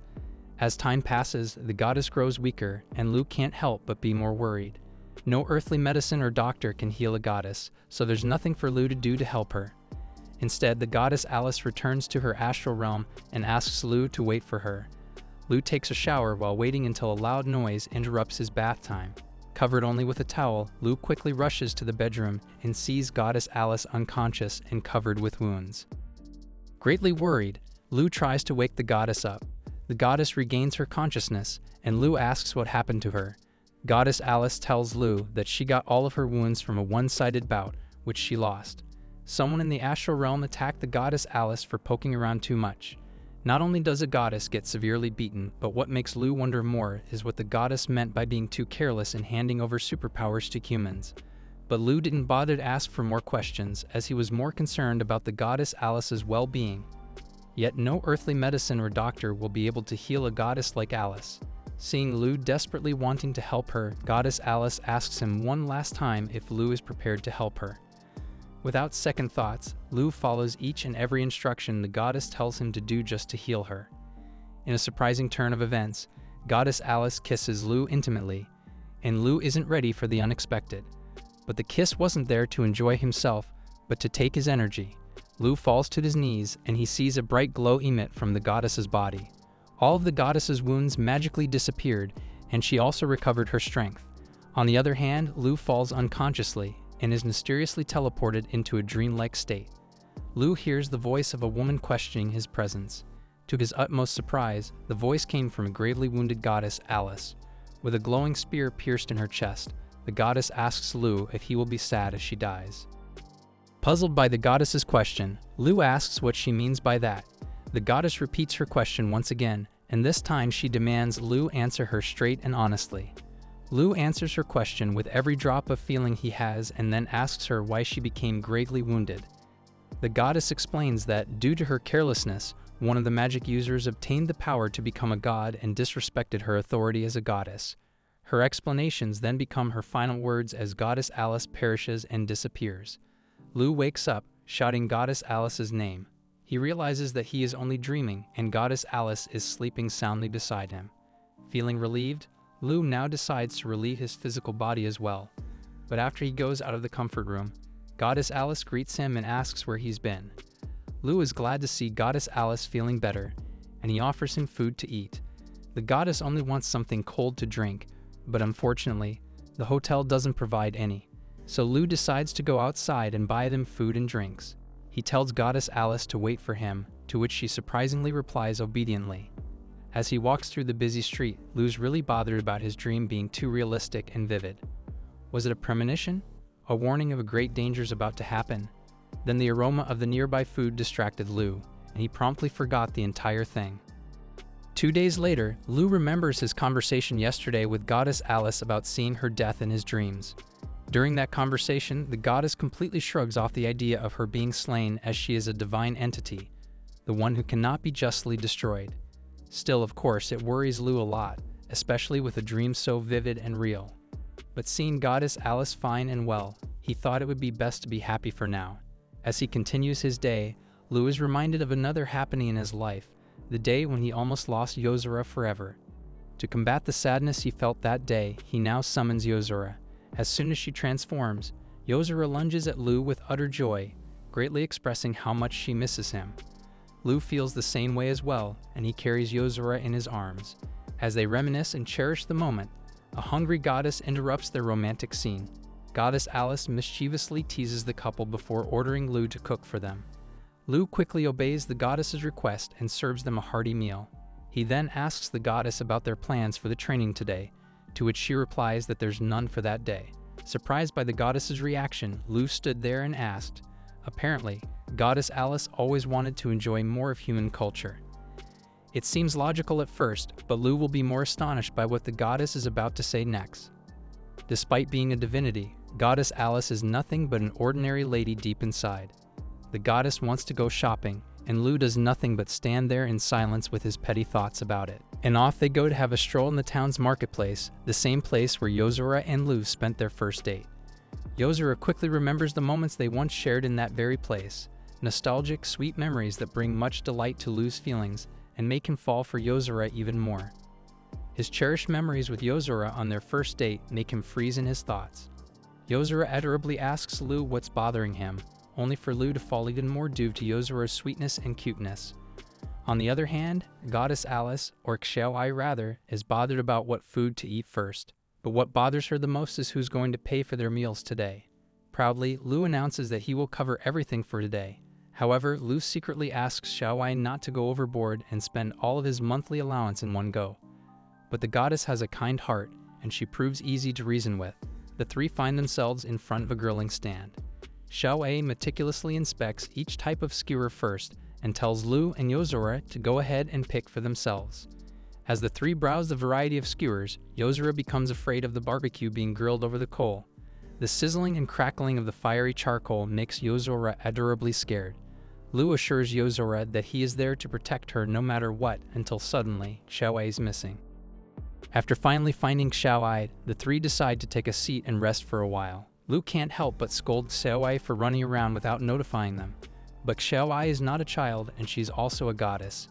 Massive good luck to those who will try to do bad things to her. While Lu is busy scolding Xiaoai, Yozora requests the food they ate on their first date. And immediately, Lu shifts gears and begins feeling lovey-dovey once again toward Yozora. Xiaoai, on the other hand, is clearly jealous of the chemistry Lu and Yozora share. The three now head for the stuffed crepe stand as per Yozora's request. As soon as the stuffed crepe is served, Yozora digs in and extreme joy fills her body and soul. Xiaowai became curious and wanted to try for herself as well, only with one difference: she wanted bananas to be mixed with it. The cook accepts her extraordinary request as a challenge and professionally cooks the dish with such grace and masterful performance. And voila! Xiaowai's stuffed crepe with bananas is served. With just a single bite from the crepe, Xiaowai's delight is uncontainable, so much so that it makes both of her eyes sparkle with joy. As things progress happily for Lu, Yozora, and Xiaowai, one sudden commotion disturbs their once peaceful day. Just nearby from where they are, a female vendor is being harassed by 3 hooligans. The hooligans are so stubborn and annoying that they still insist on harassing the female vendor, despite her repeated refusal.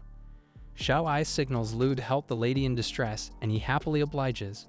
Lu sneaks in quietly and transforms a nearby trash bin to thrash those hooligans. A small, thin girl with pigtails appears after the flash of blinding light distracts the hooligans. The hooligans just laugh at the girl due to her small frame and cute appearance. One of them even taunts the little girl. But despite her tiny frame, the trash bin princess ain't fragile. In fact, this girl hits like a truck.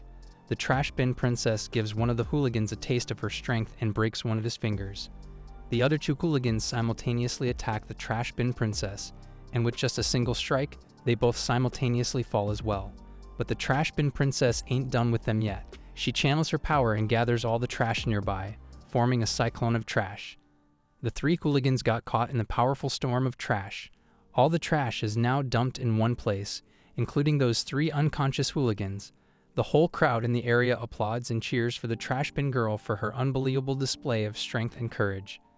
The female vendor thanked the trash bin princess as well for saving her from the hooligans. With a swarm of people surrounding the trash bin princess, it is now impossible for Lu to transform her back without anyone noticing.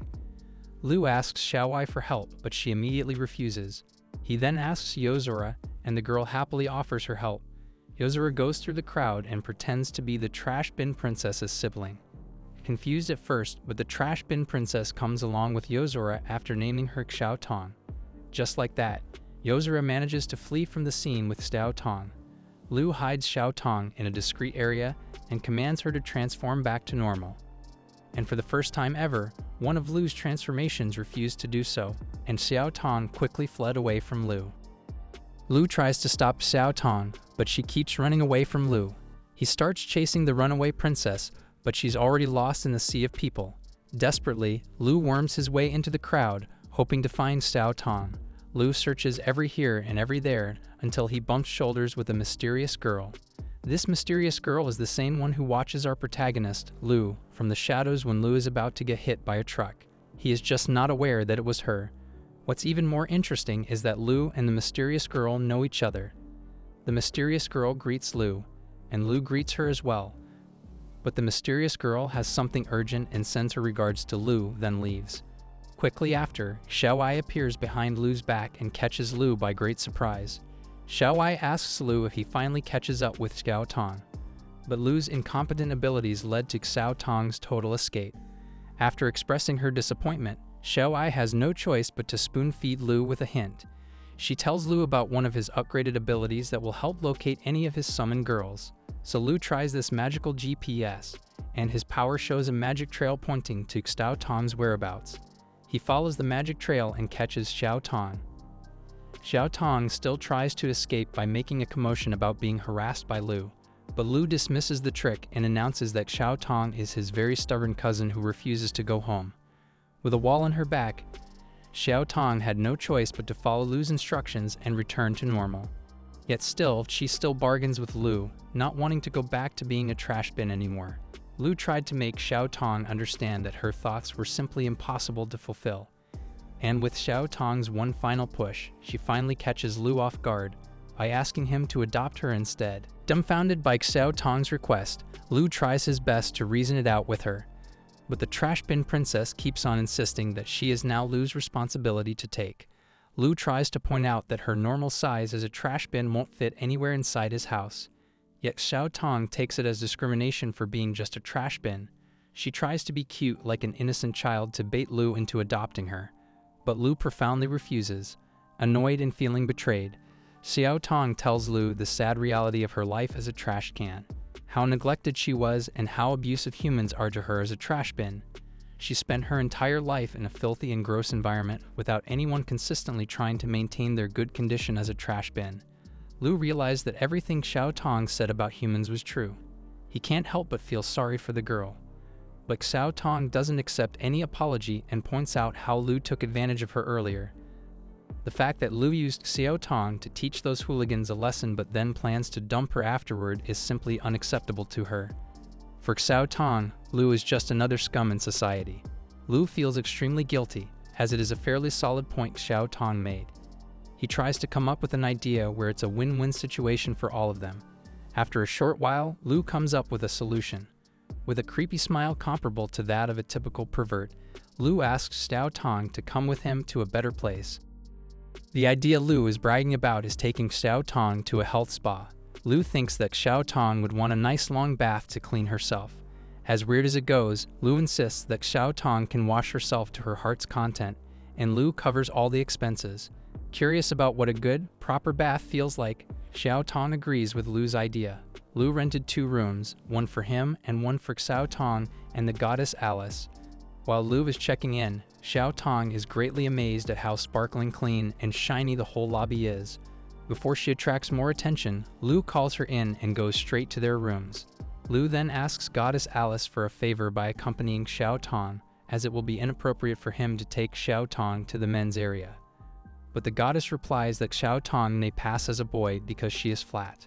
After a short visualization of Xiao Tong's figure, Lu quickly denounces the idea because Xiao Tong is a female no matter what. The goddess eventually agrees as a form of thanks for Lu's treat earlier. Before leaving, Lu carefully instructs Xiao Tong to listen to everything goddess Alice says. He greatly emphasizes that she should not cause any more trouble the way she did earlier at the marketplace. Lu keeps telling Xiao Tong, even on their way to the bath area. Xiao Tong finally had enough. She tells Lu that he is too naggy for his own good. The tiny girl also added her giant opinion, that Lu is too naggy. It's no surprise that he's still single. Xiao Tong's well-opinionated statement stomps Lu's entire existence at that very moment. Even if Lu claims that he got Yozora as his girlfriend, there's no hiding that Xiao Tong's words destroyed something deep inside him. Lu enters the bath area and immediately feels relaxed by the soothing feel of the water. But his reprieve is fleeting. The mere thought of seeing a group of men all older than him makes him uncomfortable. To calm himself, Lu imagines himself with only women around him. For a man of culture like Lu, this is just normal wishful thinking. Meanwhile, Xiao Tong appears to be a kid who is in awe of everything she sees in the women's bath. She tries to play with the goddess Alice, but she is too composed and well-behaved to care. Xiao Tong, bored and looking for something to do, looks around until she notices a strange-looking pool of water. The color of the pool water captivates the inquisitive Xiao Tong. She tries to drink some of it and immediately regrets it. Everything there is for bathing, not drinking, according to the goddess. So with a single hand, the goddess effortlessly throws Xiao Tong into the water. Returning to Lu, his sauna experience isn't helping him either. The entire room is filled with steam and the strong, manly odor of the other men in the sauna. To feel more at ease, Lu lets out his inner cultural man and imagines that everyone inside is all women. Lu drools at the thought of being around half-naked women. Other male patrons regard Lu as a nutcase, with drool literally streaming down his face. The sauna experience of goddess Alice and Xiao Tong is not without strangeness. First, the 2 ladies enter the sauna room, and neither of them understands what a sauna is. Goddess Alice patiently awaits its effect, while Xiao Tong is bored because the sauna appears to be worthless. Then 2 random women enter the sauna. The 2 ladies try to strike up a conversation with Xiao Tong and goddess Alice. Xiao Tong's ignorance and goddess Alice's mixed bliss provide the 2 other women with the strangest sauna experience of their lives. That's what happens when you try to communicate normally with 2 not-so-normal beings, a goddess and a trash bin. After a brief awkward silence inside the women's sauna, the heat starts to make Xiao Tong uncomfortable, but the goddess insists that they still have 20 minutes to spend inside to get the promised effect of the sauna. Xiao Tong starts to grow bored inside the sauna until her attention points to the goddess's well-developed figure. Upon realizing the superiority of the goddess in terms of size, Xiao Tong comes up with a weird idea. Xiao Tong stands up and grabs the towel from goddess Alice. The mischievous little girl thinks it's a good idea to mess with the goddess. Xiao Tong continues to taunt the goddess and demands to apologize to her, but Goddess Alice casually stands up naked and tells Xiao Tong to say her prayers. Xiao Tong quickly fled the room along with the goddess's towel. On the other hand, Lu had just finished with his bath when suddenly he hears a loud ruckus in the woman's bath. The cause of the commotion is none other than Xiao Tong, who's running for her life, and Goddess Alice, who's chasing the little brat while naked. The goddess throws everything she can get her hands on at Xiao Tong. With the goddess relentlessly chasing her for blood, Xiao Tong surrenders and throws back the goddess's towel. The goddess puts back her towel gracefully, as if nothing ever happened, and now it's time for Xiao Tong's punishment. Well, she asked for it, didn't she? Thanks for watching. If you'd like to see the next part, comment below.